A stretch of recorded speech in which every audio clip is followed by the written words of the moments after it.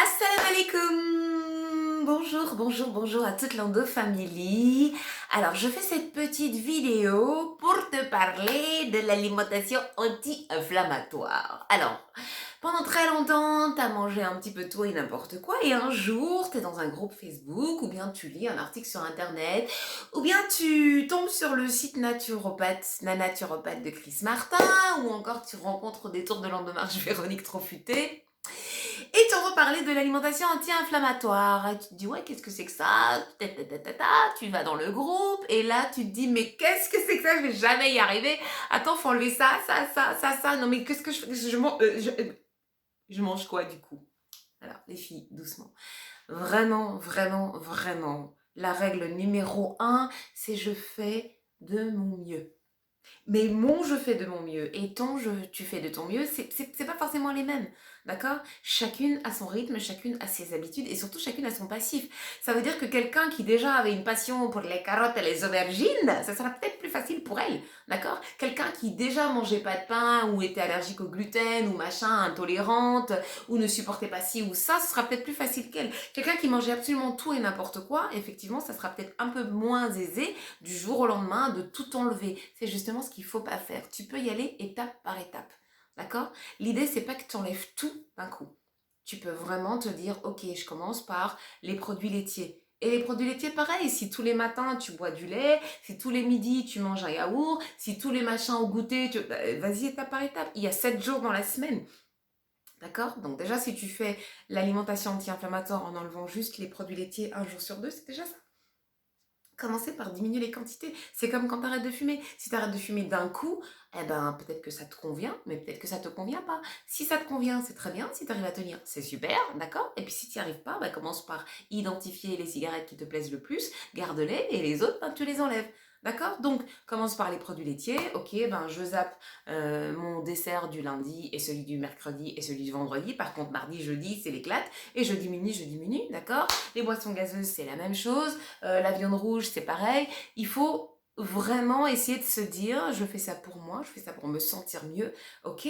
Et j'y vais à mon rythme. J'y vais à mon rythme. Déjà, c'est vraiment... ce qu'il faut comprendre, c'est que tu ne peux pas du jour au lendemain mettre fin comme ça à 20, 30, 40 années de malbouffe et de mauvais comportements alimentaires. Ok? Donc il faut vraiment y aller étape par étape. C'est juste une question de bon sens. C'est pas la peine de se précipiter pour échouer après. Vas-y, étape par étape. Je commence par ça, j'enlève les produits laitiers, ou je supprime la viande rouge, ou j'arrête le coca, ou je... Bref, voilà. Essaye d'identifier ce qui est le plus facile pour toi. Donne-toi des objectifs en termes de perspective, en termes de temps. Ok, ça à court terme, ça à moyen terme, ça à long terme. Fais-toi une liste, fais-toi un calendrier. On est en début d'année, d'accord? Tu as 12 mois pour mettre en place une alimentation anti-inflammatoire. Tu peux choisir 12 aliments, 12 aspects, 12 outils, 12 moyens, 12 façons de faire. D'accord? L'idée, c'est vraiment de te dire, ok, on est en janvier, je commence par ça, février, je fais ça, mars, je fais ça, ok? Et en décembre, ben, j'aurai atteint mes objectifs. Inch'Allah. Et si je ne les ai pas atteints, ben, c'est pas grave. C'est pas grave. L'idée, c'est d'être dans la dynamique. L'idée, c'est vraiment d'être dans la dynamique. Maintenant, si tu trouves que c'est trop difficile, effectivement, après, il faut peut-être se poser les bonnes questions.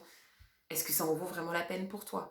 Et est-ce que tu as réellement envie de diminuer tes douleurs, diminuer tes saignements, de diminuer la congestion de ton petit bassin, de te sentir mieux et d'améliorer tes conditions de vie? C'est tout. C'est vraiment ça. C'est avéré que l'alimentation anti-inflammatoire, elle diminue, sinon fait disparaître les symptômes. Moi, personnellement, j'ai mis en place une alimentation anti-inflammatoire, couplée avec des jeûnes secs, des monodiètes, et franchement, j'ai vu la différence. J'avais le problème aussi, c'est que j'avais une adénomyose et que je saignais tout le temps, c'est-à-dire que moi, il n'y avait même pas photo. C'était obligé que je passe par là. Et c'est quelque chose que j'ai mis en place depuis très longtemps. Donc, il faut vraiment se poser les bonnes questions. Est-ce que moi, j'ai envie d'aller mieux? Ok.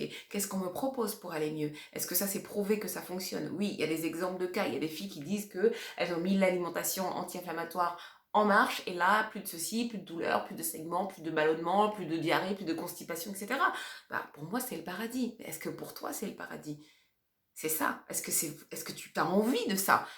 C'est aussi les bonnes questions qu'il faut se poser.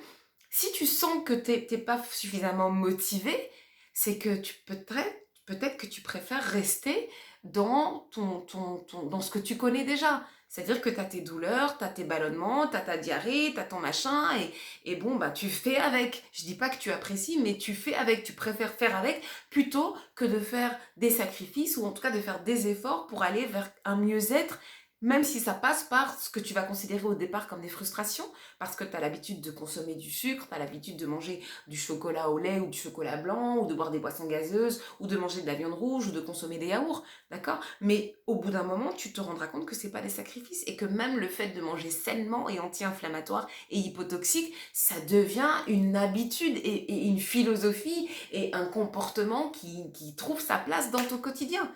Ça devient une hygiène de vie. Voilà. Donc il faut vraiment, les filles, y aller étape par étape.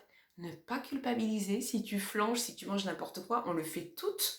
On le fait toutes. On a toutes des journées freestyle. On a toutes des journées où ça part en cacahuète. On se dit, mais qu'est-ce qui se passe? Et on le voit tout de suite sur le corps. Les ballonnements, le machin, les rots, les pets, les gaz, bref, tous les délices digestifs, là, hop, ça recommence. Donc, on n'est pas des personnes parfaites. Il y a des hauts, il y a des bas. On essaye de s'y tenir parce qu'on sait que c'est ce qui est bon pour nous. Mais de toute façon, c'est pas juste parce qu'on est une endo-girl. Dans la vie de tous les jours, même quand on n'est pas malade, le fait de mettre en place des comportements qui sont bénéfiques pour nous, mais c'est tout un schmilblick. Voilà, il y a des choses que tu sais qui sont bonnes pour toi, mais que tu ne pratiques pas ou que tu mets pas forcément en œuvre sur le long terme parce qu'il te manque la motivation, il te manque le courage, il te manque la discipline, il te manque la persévérance, il te manque la persistance, et l'envie, ça suffit pas. Juste dire j'ai envie de me mettre à l'alimentation anti-inflammatoire et hypotoxique, ça suffit pas. On va revenir l'année prochaine, tu seras encore là avec ton envie, ça n'aura pas bougé. Il faut mettre en place des outils. Le courage, la discipline, l'indulgence et surtout la bienveillance envers soi-même. La bienveillance, pour moi, c'est vraiment le mot-clé. Restez bienveillante avec vous-même. Ça marche pas aujourd'hui, ça marchera demain. Il y a 365 jours dans l'année. Pour moi, c'est 365 opportunités de recommencer si tu as raté ton truc. D'accord? N'oublie pas ça.